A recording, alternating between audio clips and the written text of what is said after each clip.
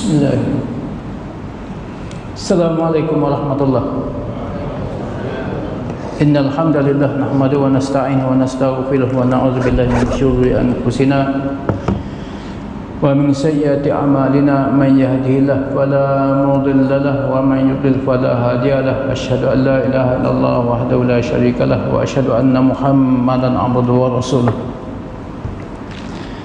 Allahumma salli wa sallim wa zid wa barik ala khadratil habibil mustafa wa ala azwajihi wa alihi wa ashabihi ajma'in. Fa inna asdaqal kalam kalamullah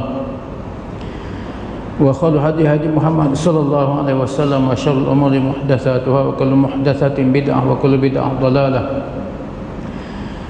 wa kullu dhalalah fin nar. Rabbi shrah li sadri wa yassir li amri wa hlul 'uqdatam min lisani yafqahu qawli. Subhanaka la ilma lana illa ma 'allamtana innaka antal alimul hakim. Amma ba'd. Alhamdulillah, setinggi-tinggi kesyukuran kita panjatkan kepada Allah Subhanahu Wa Taala. Selawat dan salam kepada kekasih kita Habibil Mustafa Sayyidina Muhammad wa ala azwajihi wa alihi wa ashabihi ajma'in.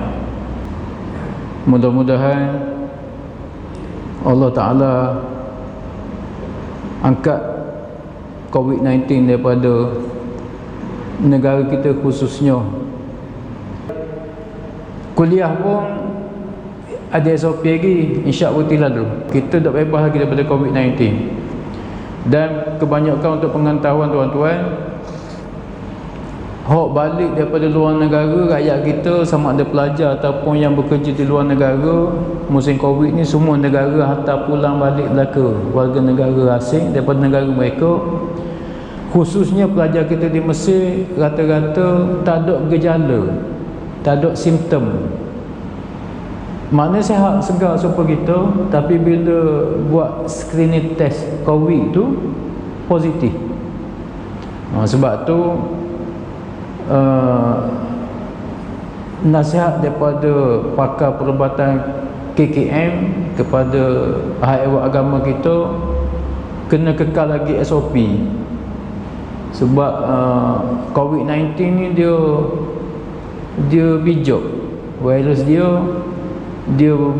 pandang mutasi, dia duduk, dia berumur dalam badan manusia tersebut, tapi manusia tersebut tidak ada gejala, tapi dia positif COVID-19, dan dia boleh menyebabkan tersebar kepada kluster baru walaupun tak ada gejala. Sebab tu COVID-19 ni sangat bahaya lagi dan tak bebas lagi kita. Makna kita bersabar dulu, cuba kekalkan SOP. Maksudnya mari masjid bawa sejadah sendiri, pakai mask, kecuali ustaz tak pakai, nak ceramah, nak kuliah, sila kekal insya-Allah. Mudah-mudahan dengan penjarakan sosial, jangan gopoh lagi langgar SOP. Tambah orang kita pun ada kapal lagi tu, sebab COVID-19 ni sangat bahaya. Tak ada vaksin lagi setakat ni seluruh dunia, tak ada ubat lagi. Baik, sebenarnya dengan Rebang pula, kita baru balik bab Rebang. Cumanya ambil kitab lain sikit. Untuk tahun ni kita ada 1, 2, 3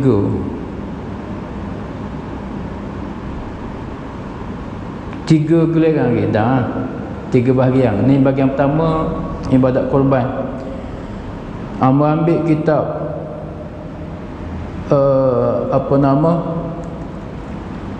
Tawdihul Ahkam, syarah kepada Bulughul Maram, karangan Al-Allamah Syekh Ibn Hajar Al-Asqalani.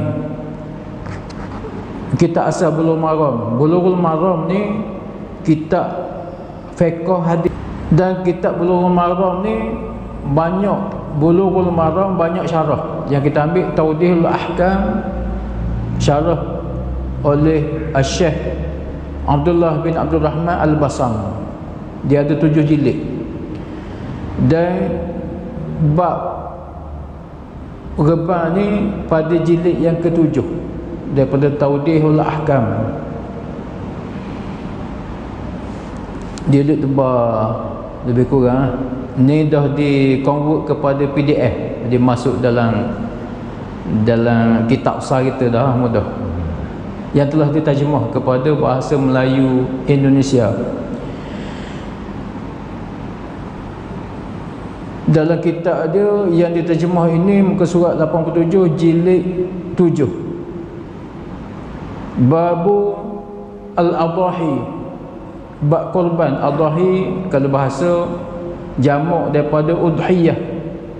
Udhiyah daripada asal perkataan bahasa Arab iaitu doha, yudhi, udhiyatan, dengan maksud menumpuhkan darah, mengalirkan darah ataupun sembelih bahasa Arab. Dan kuat berdoa bahasa sebagai mayat baru. Kuat-kuat pun tidur dah kedak lagi. Hak tula ke? Dan sebagai nak menarik minat tuan, kalau bab rebang ni di pondok-pondok, dia mula selepas raya puasa tu, mula pula baca kitab korban sampai ke raya haji. Kalau di pondok-pondok lah, maknanya banyak. Dalam bab korban tu banyak hukum fiqh yang berkaitan. Yang pertama berkenaan dengan jual beli. Sebab nak rebang, majoriti tak pegang lembu kambing, biri, kibah, unta, kena beli ataupun dapat daripada pusaka. Maka belajar hukum pusaka, hukum mawaris yang berkait dengan rebang ataupun pergi beli, maknanya berkait dengan hukum jual beli dalam bab rebang. Lepas jual beli, rata-rata kita ni tak beli sendiri, wakil kepada mak ataupun pengusaha masjid surah dia beli, maka dia ada bab ahkam taukil ataupun ahkamul wakalah, bab mewakilkan jual beli ataupun mewakilkan kepada pengusaha untuk pergi beli. Semua dibincang dalam hukum fiqh bersandarkan dalil daripada dalil hadis ataupun dalil naqli. Lepas pada tu bab wakalah tadi. Lepas tu dia ada hukum bab ganti rugi. Kita pergi beli, biasanya ni beli dah ni kan, Masjid Hijau ni berapa ekor? 27 dang dak mau 27. Sebab orang lain dak buat rebang, sini buat itu tumbang mari sini belaka tu 50 boleh kalau ikut area dia. Okey, baik, katalah kita beli dah sekarang, kita dak walik lalu sini, kita kena ada perjanjian pula dengan jual. Apa nama ni, tolong pera dulu sehingga dihantar 2-3 hari sebelum raya. Tu satu bab pula. Sebenarnya rebang ni banyak bab. Sebab tu kalau di pondok dia mengaji daripada awal, dia balik daripada awal, sejak lepas raya puasa tu terus dia baca bab korban. Lepas tu tadi apa, bab al-buyu' ataupun jual beli. Lepas tu wakalah, bab mewakilkan beli. Lepas tu sekarang mewakilkan sembelih pula. Ada juga kitab ahkamul zabhah, kitab berkenaan dengan hukum sembelih. Lepas tu dia ada pula bab ahkamul kismah, bab bagi daging. Kenapa lagi? Banyak lagi sebenarnya dalam bab rebang. Sebab tu rebang ni suatu daripada hukum fiqh ataupun masalah fiqh yang sangat agak rumit. Kalau kita nak buat rebang mengikut hukum sungguh lah, khususnya bagi penganjur, hak wakil kita dia suruh kita belaka dah, di maknanya tidak cara dah nak daging esok je.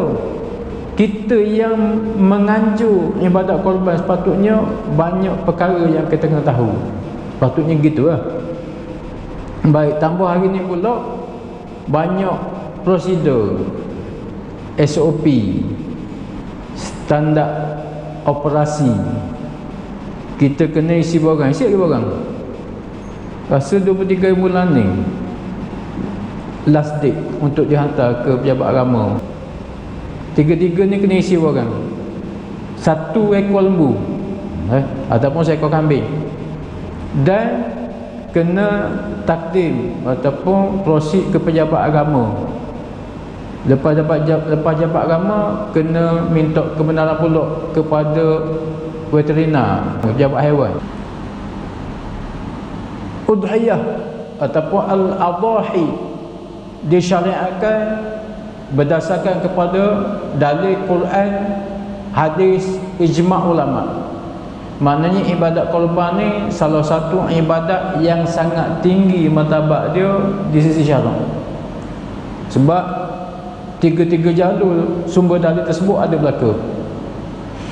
Daripada Quran, mudah je di antaranya fasalli li rabbika wanhar. Maka hendaklah kamu mendirikan sembahyang 2 rakaat daripada sembahyang sunat hari raya haji Adha, kerana fasalli li rabbika, kerana Tuhanmu perintah, ataupun kerana menjadi hamba kepada Tuhanmu, menghambakan diri kepada Tuhanmu. Wanhar, dan hendaklah kamu sembelih binatang korban.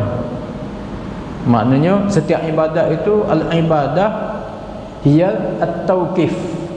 Setiap ibadat mesti disandar kepada dalil. Maknanya korban kita ni ada dalil.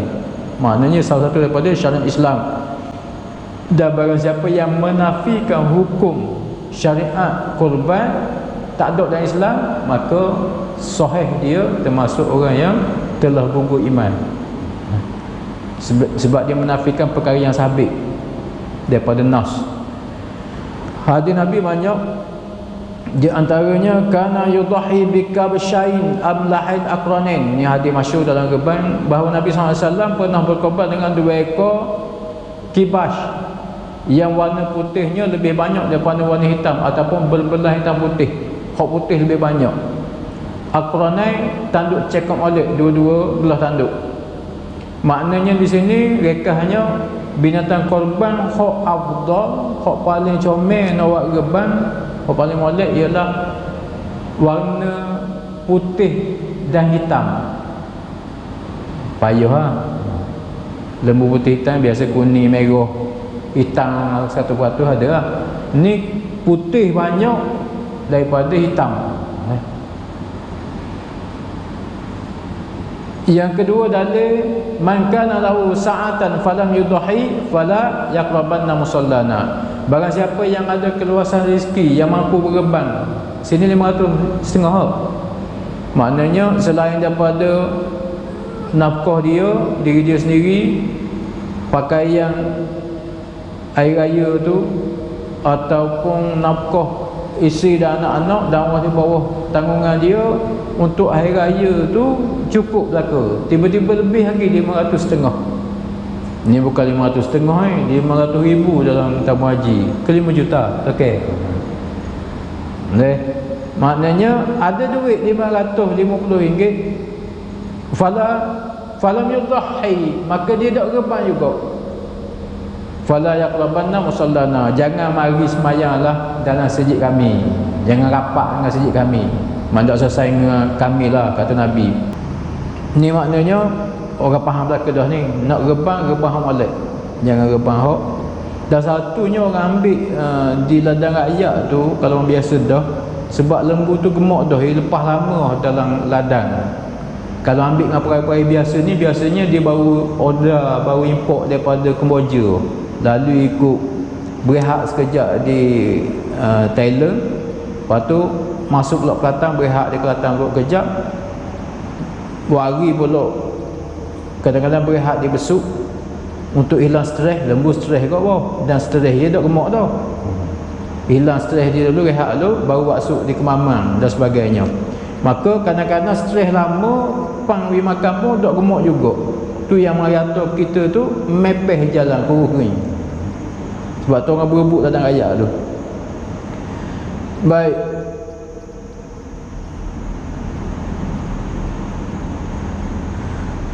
hadis man kana lahu sa'atan falam yudahi fala yaqrabanna musallana ni hadis amalan daripada Nabi. Maka kebanyakan ulama termasuk mazhab Hanafi dan juga mazhab Maliki kebanyakannya mewajibkan hukum kurban. Sebab Nabi kata, kamu tak kurban, mu mampu, tak selesai dengan kami. Di antaranya. Yang kedua, Nabi setelah disyariatkan kurban tak pernah tinggal sehingga akhir hayat dia. Sebab tu kebanyakan mazhab menghukumkan sebagai wajib. Tetapi di kalangan mazhab Syafi'i dan juga Hambali, sebahagian daripada mereka menghukumkan sebagai sunat muakkadah.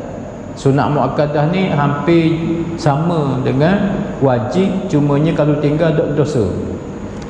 Tarah dia hampir sama. Sebab tu bila sebut sunat muakkadah ni, jangan tinggal. Ni biasa dah. Kita ambil orang tak biasa itu lagi. Syekh Taqiyuddin berkata, ibadat korban, akikah dan menyembelih haiwan di tanah haram lebih utama daripada sedekah lainnya. Ni hukum asal. Tapi hukum sekarang ada yang kritik. Di antaranya Sahibu Samahah Mufti Perlis, Dr. Mazhar, Datuk Asri Muhammad Asri. Dia kata sekarang ni lambokkan daging korban akikah, daging bayar dam setiap musim haji tu boleh jadi hampir setahun ataupun lebih. Dah habis lagi tauzin bagi. Banyak sangat. Maknanya hukum afdal asal ni tak tercapai dah sekarang. Maknanya rebang di kampung masing-masing lebih aula. Lihat, sebab banyak dakwah dah sana. Sehingga kan dulu dunia dia tak kita tahu di Marang ataupun di Terengganu tu petima apa, Saudi hantar daging korban akikah dam ke petima di di Kuala Terengganu, Cinering packing situ daging rebang Saudi, packing kat petima Cinering. Banyaknya tu berapa negara hak packingnya, banyaknya daging korban. Tapi hukum asal rebang di tanah haram lebih afdal, lebih utama daripada yang lainnya. Dan seseorang yang berkorban untuk anak yatim harus mengambil sebahagian daripada harta anak yatim yang dia urus ataupun kata pemegang amanah yang menguruskan harta anak yatim. Boleh, walaupun anak yatim tersebut masih belum akil balik. Maknanya tidak perlu mengambil keizinan daripada dia, ambil semata-mata untuk korban, untuk rebang bahagian anak yatim tersebut, bukan untuk diri dia sendiri. Boleh. Yang keduanya, seseorang isteri muslimat boleh berkorban untuk atas diri dia sendiri dengan harta keluarganya, dengan maksud harta suaminya. Boleh, sekalipun suaminya tidak mengizinkan dalam hal tersebut. Maksud apa? Dia boleh ambil harta suami, dan isteri dia boleh ambil duit suami tanpa beritahu pun. Tapi jangan buat beli cicing sekut tawar ke apa, macam-macam tengok, sekut tawar, pisang dakak, jeng puan. Sebaik bini kita tak suka gitu, maka wak rebang boleh dia ambil seluk dalam poket, ada 3-4 ribu dalam pers untuk lelaki dia, dia ambil 550, masuk dengan MLBK sebahagian untuk diri dia. Boleh, harus, tak ada masalah. Ini dalam kitab Tawdihul Ahkam, syarah kepada Bulughul Maram. Dan seorang yang berhutang, ni banyak soalan ni. Orang ada hutang dengan orang, dia ada berhutang dengan seseorang ataupun dengan bank dan sebagainya, dia boleh berkorban, harus juga reban sekiranya hutang tersebut tidak dituntut untuk dibayar lagi. Apatah lagi dia bayar semua dah, dia tak bulan installment yang wajib dibayar tu, dah atas persetujuan masyarakat, hutang baru ni ada lebih lagi dia rebang, tak ada masalah ha? Ni maknanya hidup bayar hutang dia rebang. Tu ramai orang tanya kan, boleh tak ustaz hutang ada duk rebang? Boleh sekiranya si pemberi hutang tidak menuntut untuk bayar pada masa tu, boleh lah. Kecuali si pemberi hutang menuntut hutang daripada yang berhutang, dia tak bayar hutang, dia buat rebang, pada masa tu baru tak boleh. Boleh tak? Faham tak? Tak keliru kan? Kira minta lagi pun tak ada masalah. Oh bulan ni mu nak rebang, okey, aku KW dulu 3 bulan, muat rebang dulu, lepas pada rebang mu bayar balik, boleh kan? Tak masalah. Baik. Baik. Hadis yang ke 1143 daripada kitab Bulughul Maram. Bulughul Maram, hadis berbunyi anna Nabiy sallallahu alaihi wasallam, daripada Anas bin Malik radhiyallahu anhu, anna Nabiy sallallahu alaihi wasallam, sesungguhnya Nabi sallallahu alaihi wasallam kana yudhi bi kabshain amlahain aqranain, adalah Nabi sallallahu alaihi wasallam berkorban ataupun berkorban dengan 2 ekor kibas yang apa nama ni, yang belang hitam putih tadi, dan juga 2 tanduk. Wa yusammi, masa dia nak rebang, nak sembelih tu, dia baca bismillah. Maknanya kita sudah dah beberapa tahun lepas, makna dalil setakat bismillah sahaja, tidak payah ar-Rahman ar-Rahim. Bismillah saja. Siapa? Orang tukar sembelih. Dan bismillah wa yukabbir, dan Nabi maknanya Nabi kata bismillah Allahu akbar. Hadis panjang, wa yadau rijlaihi ala sihafihima, dan Nabi letak sandar tak kaki Nabi atas batang tekuk biri ataupun kipah hoi sembelih 2 ekor. Ni pun banyak orang yang di antara syarah dalam kitab ni pun ada.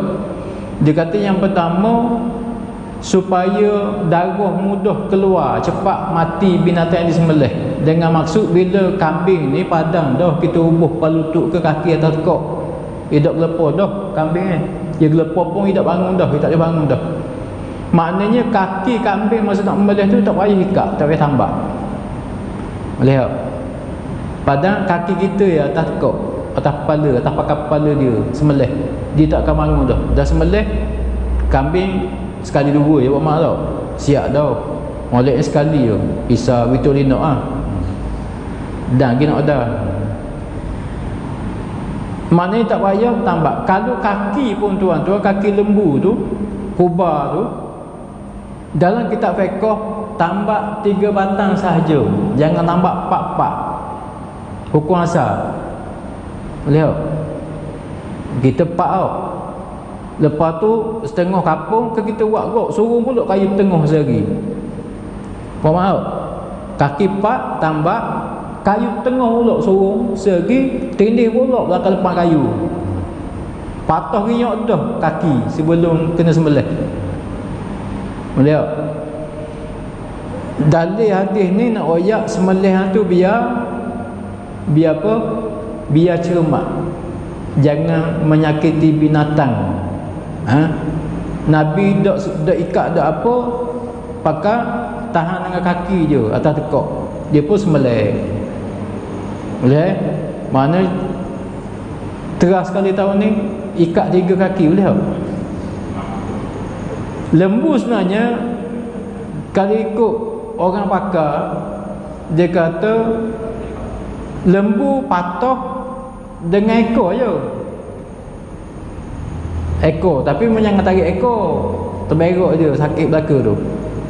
Ni kalau mengaji lah, kalau ikut betul ikut dalil. Maknanya kalau hak sebenarnya tarik ekor tu, guling tu, tarik ekor tu dia tak akan bangun dah lembu. Sebab tu setengah orang dia repih nak ekor sebelum sembelih tu. Bila repih ekor ni, lembu tak akan bangun dah. Petua orang pakar main lembu lah. Tapi awak tak percaya belaka rasa. Cuma awak ustaz tengok. Tapi jangan repih, tu zalim, dosa.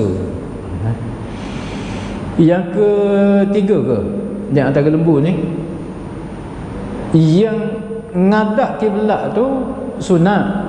Ya, sunat. Dan kuasa makruh kalau lembu ketika disembelih tidak menghadap kiblat. Maksudnya usuk kanan bawah, usuk kiri atas, dada ke kiblat. Itu masuk menghadap kiblat. Tahu? Tapi biasanya kita pereboh cukar semakin lembu jatuh. Maka kita tarik, ikat-ikat, tarik pusing pula menghadap kiblat.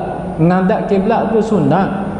Dan kalau ada batu bawah perut lembu tu, bila kita pusing tu luka kulit lembu kerana kita pusing nak menghadap kiblat. Maka kerja pusing tu menyakiti lembu tu haram. Menghadap kiblat sunat. Maknanya kalaulah lembu tu beken sangat, bergelepar ke tengok, kalau kita nak musim pun batu ke apa, debah reba ke, dia akan menyakiti binatang yang kita nak sembelih. Maka sembelih gitu pun tak apa, lebih baik. Lihat, lebih baik. Sebab menghadap tu sunat, tapi supaya kita pergi Mekah cium Hajarul Aswad tu sunat je. Tapi nak pergi cium tu siku orang kukang kiri kanan, maka kerja tu kerja haram. Nak pergi buat sunat, berlaku perkara dosa. Takut dok terkambuh pahala sunat dengan pahala dosa kita. Sama juga pula lembu tadi untuk menghadap kiblat. Beliau ini dipanggil fiqhu aulawiyat, keutamaan hukum dan fiqh. Hak mana kena utamakan? Sama ada mengelak sakit lembu daripada menghadap kepada kiblat dada lembu tersebut. Mana hak utama? Dua-dua tu dalam satu masa. Maka kalau betul-betul menyakiti lembu, lok gitulah, meleh gitu, tak masalah. Sembelihan boleh makan daging, tak ada masalah apa. Mengelakkan kita daripada dosa menyakiti binatang yang hendak disembelih. Dan daripada hadis ni juga, zabahahuma biyadih, Nabi sembelih dua-dua ekor kibas tadi dengan tangannya sendiri. Maknanya sunat dan afdal tuang geban dengan sembelihan dia sendiri. Dia orang dah gitu, kena seekor seorang lah. 7 orang seekor nak melih guana, pisau guana gaji. Hak gaji dulu, hak pegang belakang depan, dua-dua hujung pegang belakang. Gaji berapa panggil Pak Zahar?